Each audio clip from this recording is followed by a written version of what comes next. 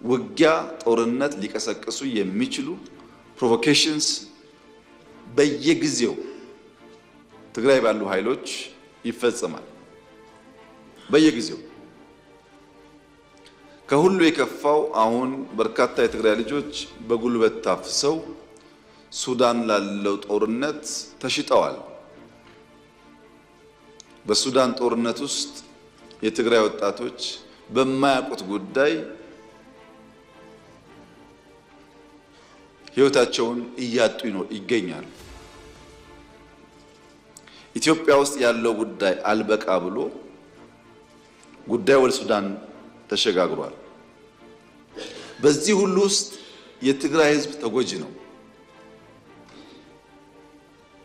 የትግራይ ሕዝብ የችግሩ ባለቤት ሳይሆን የችግሩ ገፈት ቀማሽ ነው። የትግራይ ሕዝብን ችግር የበለጠ ያባባሰው የውስጥ ቁስል መሆኑ ነው። የማይታይ የውስጥ ቁስል በቀላሉ የማይሽር መሆኑ ነው። በነገራችን ላይ ዛሬ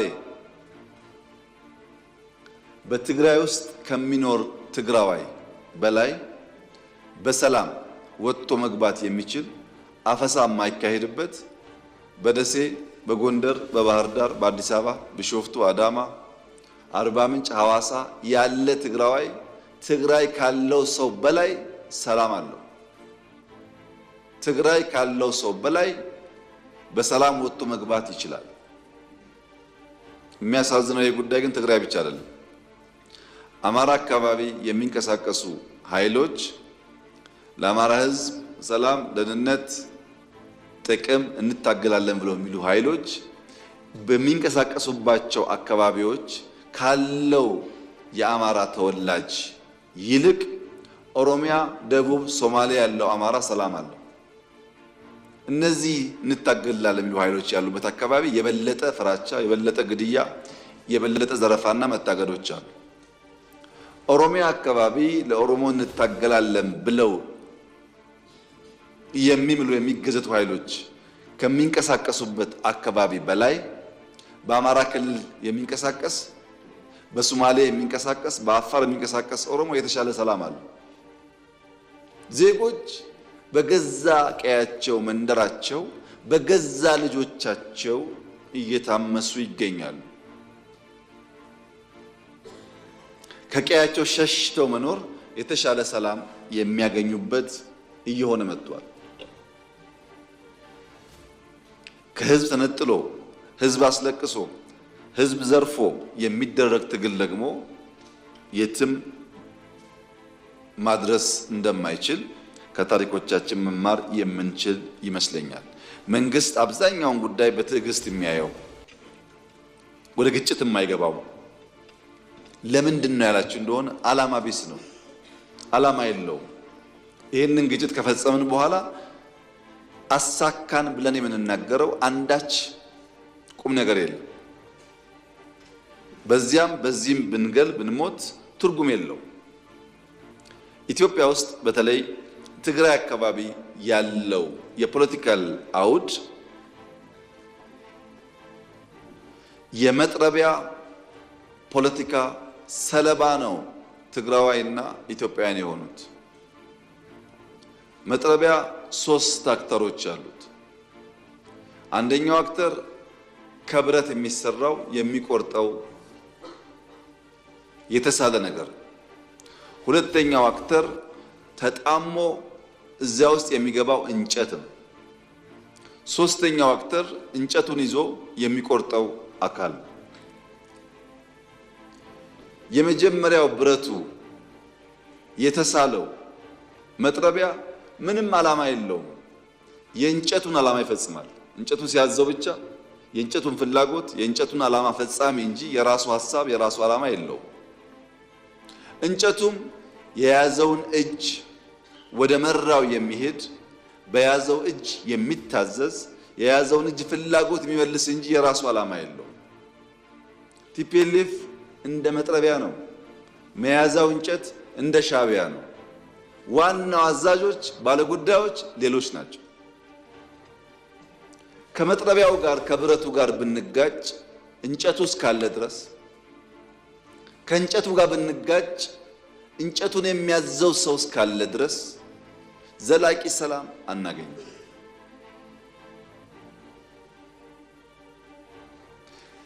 ይልቁንስ ለመጥረቢያውና ለእንጨቱ ያለኝ ምክር የኢትዮጵያ ሰላምና እድገት ይበልጥ ተጠቃሚ ያደርጋችኋል፣ የሚልካችሁ አካል መጠቀሚያ ያደርጓችኋል እንጂ ምንም ፋይዳ የለው የሚል ሲሆን፣ በእኛ በኩል ግን ዝግጅቱ ኢትዮጵያ የሰላሟ መደፍረስ ምንጭ የት እንደሆነ ስለምናቅ ከምንጩ የሚነሳውን ማንኛውም ትንኮሳ ለመከላከል የሚያስችል ቁመና በመፍጠር ላይ የምንገኝ መሆኑን ለተከበረው ምክር ቤት መግለጥ እፈልጋለሁ። የኢትዮጵያን አንድነት፣ የኢትዮጵያን ሉዓላዊነት አደጋ ውስጥ ሊያስገባ የሚችል ማንኛውም ነገር ከመጣ ለመከላከል የሚያስችል ቁመና እንዳለን ላረጋግጥላችሁ እፈልጋለሁ። መጥረቢያውና መያዣውን እንጨት ግን በተቻለ መጠን መታገስ፣ በተቻለ መጠን ማስተማር፣ በተቻለ መጠን መመለስ ያስፈልጋል። ጉዳቱ የጋራ ስለሚሆን ታስታውሱ እንደሆነ ባለፉት 5-6 ዓመታት የነበረው ፖለቲካል ዲስኮርስ ኢትዮጵያ ያለቀላት፣ ኢትዮጵያ ልትፈርስ ነው፣ ኢትዮጵያ ልትወድቅ ነው የሚል ነበር። ኢትዮጵያ አትወድቅም ብዬ በተደጋጋሚ አነሳላችሁ ነበር። ኢትዮጵያ አትወድቅም አይደለም አሁንም እላችሁ፣ የወደቁ ታነሳለች።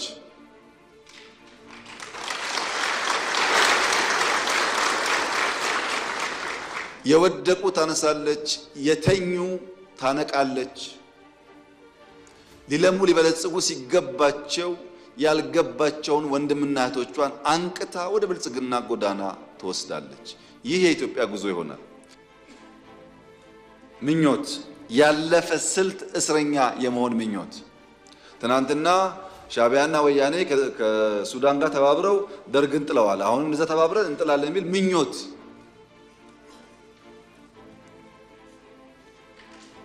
እንኳን ሻዕቢያና ወያኔና ሱዳን ሌላም ቢጨመር በኢትዮጵያ ሉዓላዊነት ቅንጣት ታክል ስጋት የለም። ቅንጣት ታክል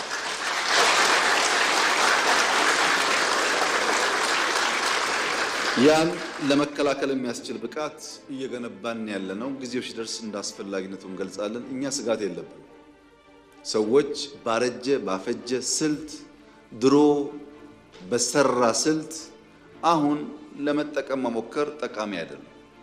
ምክንያቱም ያኔ ስልቱ የሰራው በሸበጥ ጮፈሬ የላስቲክ ጫማ መሄድ የፈለገ መቅመል የፈለገ መራብ የፈለገ ቢገባውም ባይገባውም ወስቶ የተከተለ ኃይል ነበረ።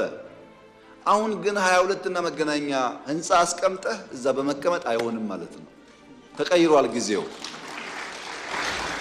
ሀብት እያፈራህ ሀብትን እያጣጣምክ ራስን ደግሞ ለመስዋዕት ማዘጋጀት አብሮ አይሄድም። አልፎበታልና ይሄ ምኞትም አይጠቅምም። ቅድም ብየዋለሁ፣ አሁን ደግሜ መናገር የምፈልገው የሚያስፈልገን ሰላም ነው፣ የሚያስፈልገን ትብብር ነው፣ የሚያስፈልገን አብረን መስራት ነው። የሚያጓጉ ነገሮች አሉ።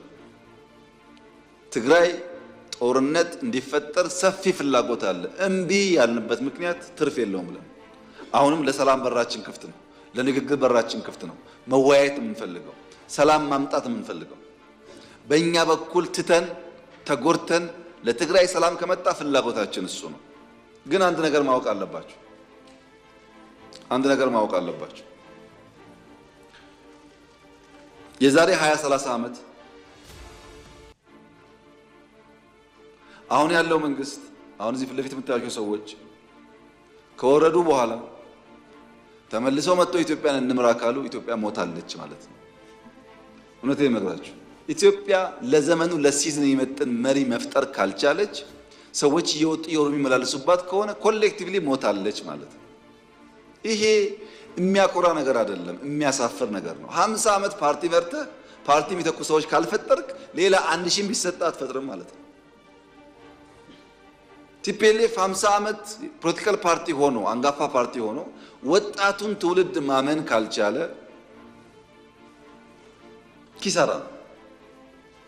በፍጹም አትጠብቁ። ድልና ቲፒኤልኤፍ አራምባና ቆቦ ናቸው። አትጠብቁ። ለምን መሰላችሁ? የሚያሳየው ነገር ኒው ብለድ፣ ኒው ቶት፣ ኒው ዳይሬክሽን የማይቀበል ፎርስ በነበረው ነገር የትም አይደርስም። ያስ ቢሆን እኛ የምንፈልገው ሰላም ነው። ከማንም ቢሆን መነጋገርና ሰላም ልማት ነው የምንፈልገው። ከግጭት አናተርፍም፣ አይጠቅመንም።